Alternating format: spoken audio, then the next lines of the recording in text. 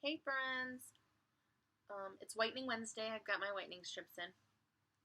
I hope you're doing something, a little bit of self care for yourself too. Um, Everybody needs to do it.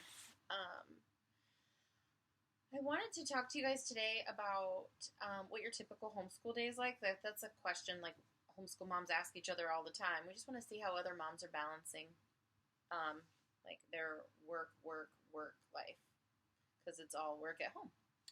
Um, so the question about like what our normal routine would be, um,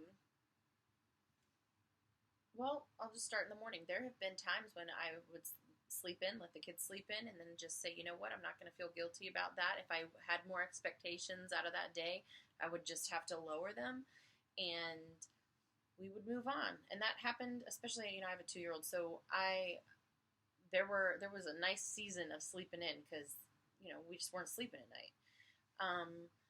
So we've had a really good morning routine for a while. I think that morning routines will help you set your day up to be more productive. Not that every day needs to have a schedule or I like to have.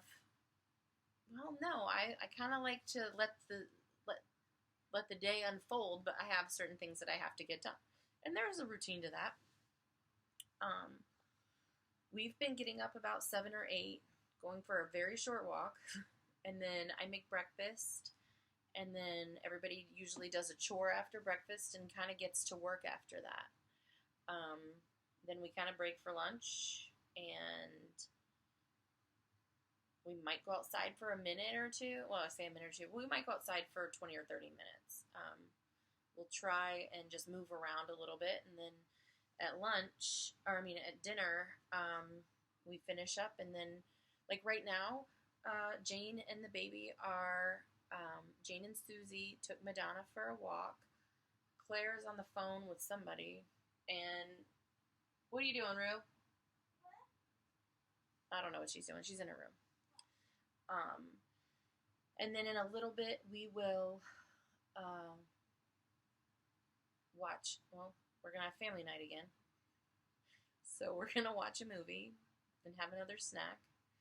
Um, Doing and taking time to do the lessons that you have to do with your child. You don't want to have everything be very teacher led. You want to have some things that they can do independently, but then there's depending on the age and the development that you want them to learn how to learn. So really and truly, the best advice I can give somebody told me is study your child, get to know what's going to work for them, what's going to motivate them, and what they're truly interested in.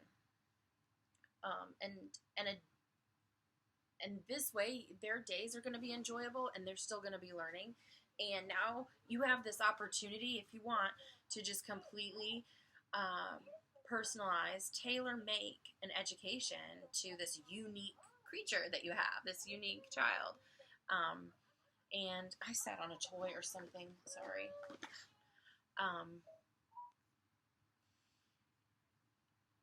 I'm going to give you an example that I don't really love. It was just today, actually. I had mentioned to my husband about an area that one of my children really, really needs some help in. And it's not news. It's just I was lamenting a little bit and then asking for a little support.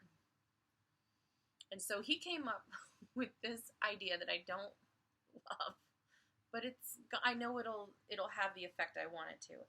He wants to play Pokemon video games together because there's a lot of reading involved. And I said, so long as it's out loud, so long as we are practicing fluency, it'll get the job done. So that's homeschooling. I mean, he's going to be teaching her how to read out loud better. And, we don't necessarily learn how to read from a textbook. So a lot of lessons, there's lots of phonics that we learn, but reading out loud is it's a skill that they need, and it's a skill like that you need to read to them until they're really able to not just have fluency and be able to read each word, but really understand and comprehend it, which really isn't until about, I'm going to say on the average fourth grade, and somebody might disagree with me. I'm telling you my kids, where they can really understand. Like, they can hear a story and understand it. Okay, some of them second grade. Like I said, my kids are a little different. Second, third, fourth grade, and then one that isn't there yet in the third grade. So they're all a little different.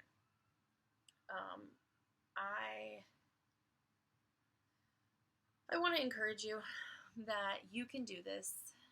Some days are going to feel really long, and some days are going to feel like, what happened? How did it get here? We didn't do anything today. Oh no. So wherever you're at, give yourself grace and try to enjoy your child. Bye, y'all.